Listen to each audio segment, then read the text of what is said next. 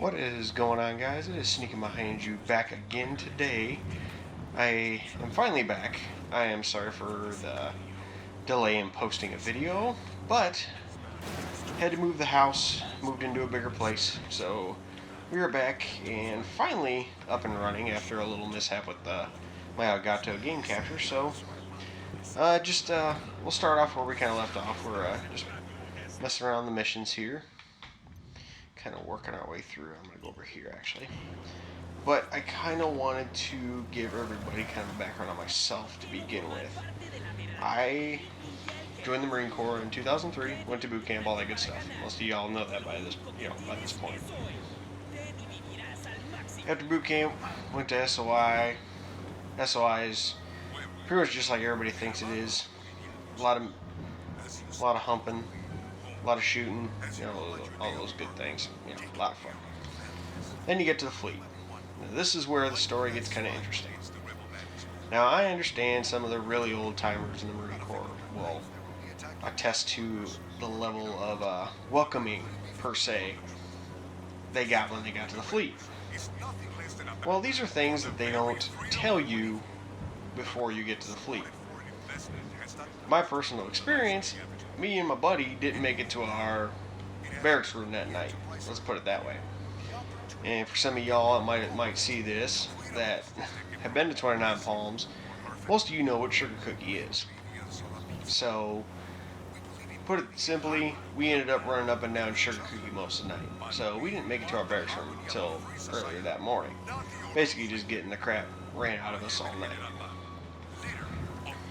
Now, I understand with the whole hazing thing and how stuff has changed these days, a lot of people are probably freaking out going, oh, you got hazed, why didn't you report it, all that stuff. To me, that was just a rite of passage. I didn't see it as hazing. We were the new guys, plain and simple. It wasn't that they took it personally, or I took it personally for that matter. It was part of Marine Corps initiation, the way I saw it. Now, they don't tell anybody about it. They're not going to tell you in SOI, hey, you're going to get to the fleet, they're going to haze you.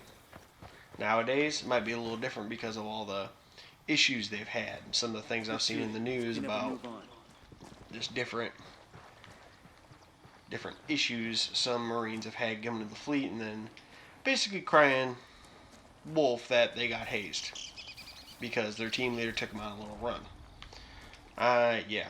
Some of them I've read and I haven't been too happy about it because I'm sorry, but going on a little run with your team leader, takes you up a few hills, really isn't hazing. Now, some of them I've seen, I could kind of understand the issue, but, it's a case-by-case basis. My personal experience, it basically, the way I saw it, and the way we were always told was that basically until you do your deployment, you're a boot, and you're going to be treated like a boot, plain and simple. That's how it's going to be. Let's see, I got to try to find all these guys. Going between the game and talking here, so bear with me here. Still kind of learning the whole recording thing, just getting started here. But we did our deployment. We went, I believe it was early 04, if I can remember correctly. It gets to a point now where I can't remember a lot of the stuff, so yeah. But a lot of times when we were out overseas, we went to Iraq. We were over there for, I believe it was right around 9 months, if I remember correctly. Got extended just a little bit. wasn't too bad, but I don't think I've ever filled so many shares. My gosh, sorry guys. It's been a long day. Had to get home, had to mow, and yeah.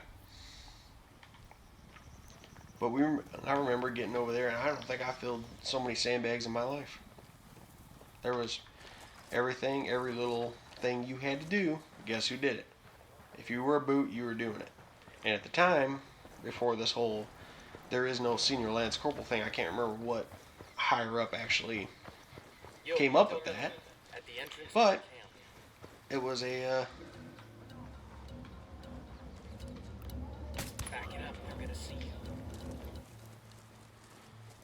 oh, I almost got spotted. There's guys sitting over here.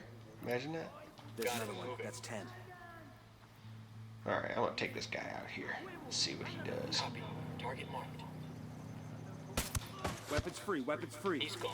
Tell you what, guys. Not that I've definitely not played this game that much. Oh, I'm in trouble. Oh, I'm in trouble. Run. Run. And yes, for some of you, I'm not playing on extreme. I'm playing on, I think it's like regular difficulty, I think. So I still get all the markers and all this stuff. I probably gonna end up going back through eventually when I finish. There's guys that I've seen on YouTube that have finished this within a week. I ain't got that kind of time. I have a job, family, so we ain't got that. I ain't got that kind of time to just sit in front of it. On the weekends, probably a little more than most, but I definitely don't put as much time as I used to in the Corps. That's where all the whole online play started happening, was the Marine Corps. Because you actually have life as a grunt. They don't tell you that a lot of sitting, a lot of downtime. It's kind of ridiculous, almost how much downtime you have, but it's fun. It's pretty fun. I mean, you learn quite a bit. I cannot hit this dude to save my life. I am starting to fall in love with this Mark 14 in this game, though, because this thing is definitely, to me, I like having it. You're still able to stretch out a little bit, but it's semi-automatic, so you get the semi-automatic capability. Now, that Unidad guy I just tried to shoot, I did hit him, but it doesn't do enough damage where it'll drop him in one shot. The MSR probably do that much damage, but right now,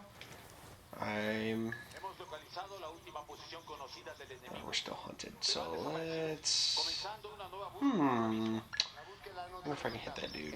I can't see him, so I'm not even going to try. Because if we're hunted right now, we are definitely not, oh, there goes Unidad Patrol. And yes, I am not wearing crazy stuff. I did not pay for all the, I do have the gold edition, so I get the downloadable content and all that stuff. Narco Road, all that stuff, which is downloading right now. Completely forgot to download it, so that's downloaded now. I'll probably show you guys some of that tomorrow or next day, depending on when I run another show. I'm going to try to, my best, put out one every 3 or 4 days if I can, depending how long this game actually goes. I'm going to try to play it back on extreme when I get a chance. However, I am having so much trouble getting into this building. Alright, you know what, it's not worth it. But, I'm going to try to get a good amount of time on this one. If you guys, anybody watching, gets bored with Ghost Recon, I've got other games I could throw in content, stuff like that. We'll mix it up. We'll try to get as much as we can off here and see where it goes. But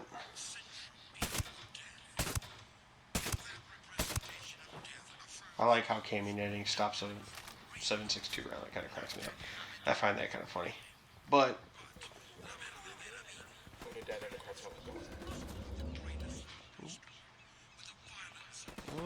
Unidad's still here.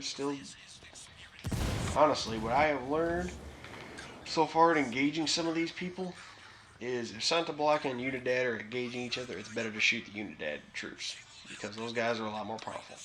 Santa Blanca, usually you can take them boys out one shot for the most part. It really isn't. Ooh, crap. Alright, you know I'm shooting you. I'm done. You need to die.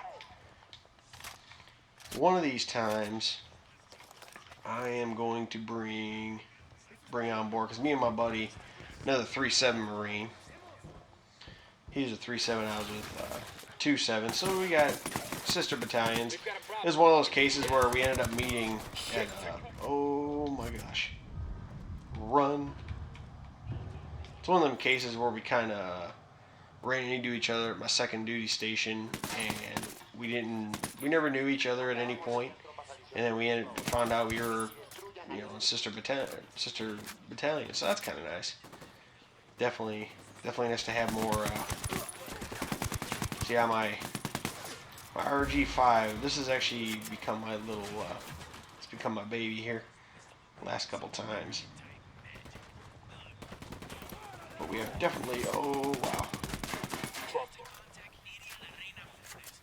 We have definitely kicked the hornet's nest here. I am. Oh yeah. It kind of gets to a point now where it's, oh, let's ditch the stealth and let's just get what we got to get and get out of here, because I don't really play too much with Unidad. I ain't playing that. I'm not playing that game. Although I'm pretty sure they want to play that game. Most of my downs in this game have been courtesy of Unidad, but I'm gonna give him a little present here. Here, have a present. Grenade. But as I was saying, eventually I will bring my buddy Chris on here, and when me and him get playing, it gets pretty interesting because we don't. I have found that it is a lot nicer to play this game when you have another military person, especially infantry based, combat arms based. They know the tactics. They know how to take out a group of guys without really being noticed. I do agree with some of the forums about our little AI brothers here. They're good for sync shot. That's about it. That's about all you're getting out of them. You're not getting. I do kind of wish there was a little more movement in this, more as far as commands for these guys, but I'm sure they'll, as we go along here, I'm sure they will. They'll get improved. We'll get improvements and stuff like that. We're not. There's too many people, I think. I mean, this game's only been out for what, a month now, if that, maybe a month and a half. And there's already people freaking out that there's there's not any new content and things like that. And it's kind of gotten to the point where I'm sitting here going, the game has only been out for a month and a half, guys. It is not Ubisoft's fault that you played the game all day, every day, and you ran out of stuff to do. And now that Narco Road's out, a lot of people are already judging that, per se. They're already going at Narco Road saying that it's terrible. Nobody wants to play it. And I have gotten to the point where I just give these games a chance. I want to give these games as much chance as I can. I'm not going to judge them off the first 4 or 5 hours of playtime. These games have not, anything Ubisoft really puts out, I've had good luck with it. I've never really had gameplay issues, or all I know is that I'm pretty sure I have flat tires because this thing's all over the place, so I'm just not paying attention. But I have never had an issue with Ubisoft as far as gameplay. Rainbow Six Siege was probably the only game that I played that I tended to not get too involved in, because I tended to end up always getting paired up with a bunch of kids. And I'm sure everybody knows how that feels. Getting paired up with a bunch of 11-year-olds, or as I like to call them, the squeakers, and you get stuck with them. And they just run and gun. They call it Call of Duty style. Run and gun, don't care. But we will, as far as that goes, any more updates on what is going on with Ubisoft, if anybody cares to share down in the comments, that would be great. In the following weeks, I will be getting the camera and all the borders set up and get all that running, so we'll be able to actually have video of me talking versus just listening to my voice. And that is about it. I will see you guys in the next couple of days. Have a good one, guys.